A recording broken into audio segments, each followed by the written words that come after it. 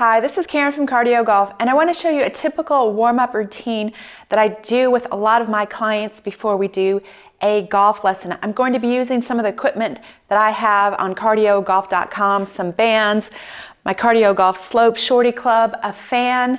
If you don't have these items, then you'll just have to modify, or you can order yours at CardioGolf.com. All right, so the first thing that I have people do are stretch out muscles that are typically tight in golfers. So I have these golf gym power bands. I just have them connected to a high hook right here. And then we grab onto the bands and we start by stretching the chest and back. So these muscles are typically tight in golfers. So when you're warming up before you play or practice, you want to do it dynamically so you kind of move around and just stretch out those arms. Try to get a good stretch in your chest or back. So this is a great exercise to do. It's the opposite of what we do all day. We're always on our devices looking down.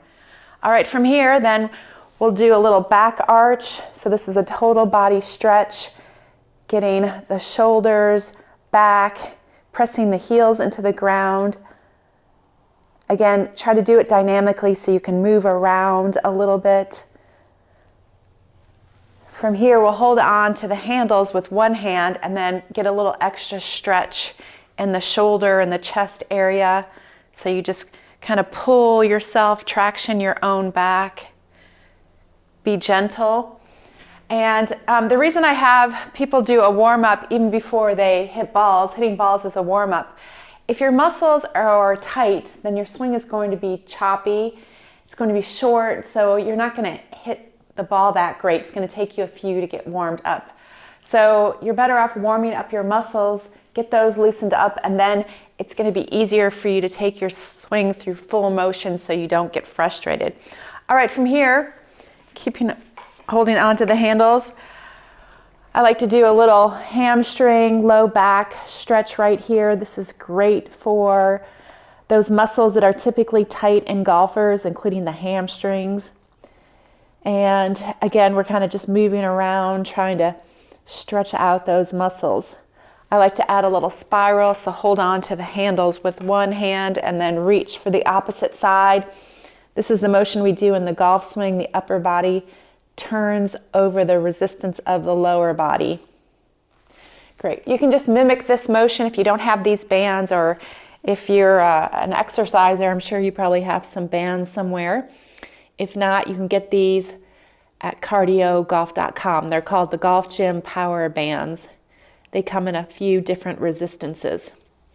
All right, from here, this is a great tool. This is called the Golf Gym PowerSwing Trainer. It has a handle and some resistance, and I'll show you a couple of ways that we use this. So first of all, it's great to put your hands on the club, and then from here, you can just kind of do your takeaway and start to stretch out and use those muscles that we use in the golf swing. So this is a great exercise to do. Helps engage the core. Since the grip has the molded grip on it, you know exactly where you're placing your hands. So that's good for the takeaway. I have a loose one here. This is another way to use it. You step on it with your front foot, and then this is great for the backswing. So imagine if you did this a few minutes every day. It's got some resistance, so it really helps you stretch out those muscles that are typically tight, and you're also creating a nice wind up for your swing. So a few repetitions here.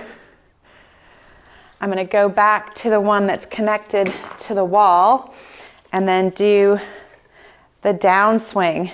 And so I have other videos to show more of the PowerSwing Trainer, but right here when you do the downswing, you want to shift your weight and you want to keep the tubing on the outside of your hands. You don't want to throw your hands like this. So this will help you create that good impact position.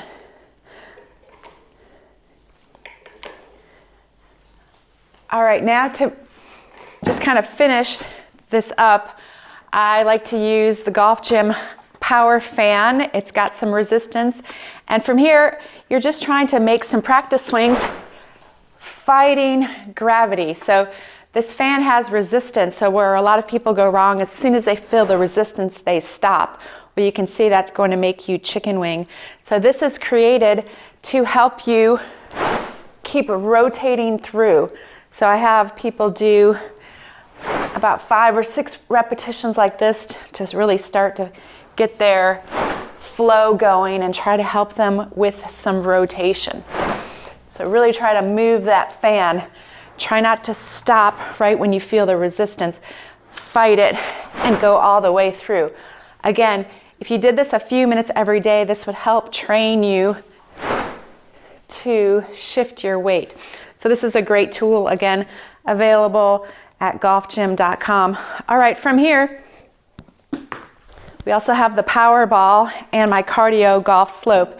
This slope is designed for fitness, but I use it for golf to rehearse uphill and downhill lies. Along with the power ball that has handles, it simulates a golf uphill slope. So what I like about this is I have people rehearse their backswing with the upslope, because when you're on an upslope, your backside is lower. So as you go back, your arms would go down and then you would turn away from the target. Where people go wrong on a flat surface is that they would just lift their arms. So along with the power ball that has some weight to it, it weighs about 8 pounds, this helps you learn how to keep your arms nice and long. You don't want to bend your arms like this. So just feel how gravity swings your arms and shifts your weight towards the back. And then if you're strong enough, you can go ahead and add a little bit more rotation. And this is a great exercise to feel your backswing. All right, then we'll go to the other side, and this is the down slope, again with the power ball right here that has some weight. This helps you feel how you want to shift your weight down and your arms stay long. You wouldn't want to just pick your arms up and pull through like this. So feel how this goes down and through. So this is a little routine that I have everybody go through before they even hit balls. Kind of helps prepare their body, gets the blood flowing so that the blood goes to the muscles and joints. They're easier to move, and also we're rehearsing the correct movements. I'm coaching them as they do this to make sure that they're doing the sequencing correctly. And then, of course, the shorty club is so that you can swing indoors. You're not going to hit the ceilings or the walls. But this is a great tool to check your club face. So the club head is closer to your hands. So when you put your hands on, it's easy to see if your club face is square. And then, again, you can add the upslope. And I just have people finish by creating a nice backswing, and then going to the other side and getting some flow going through.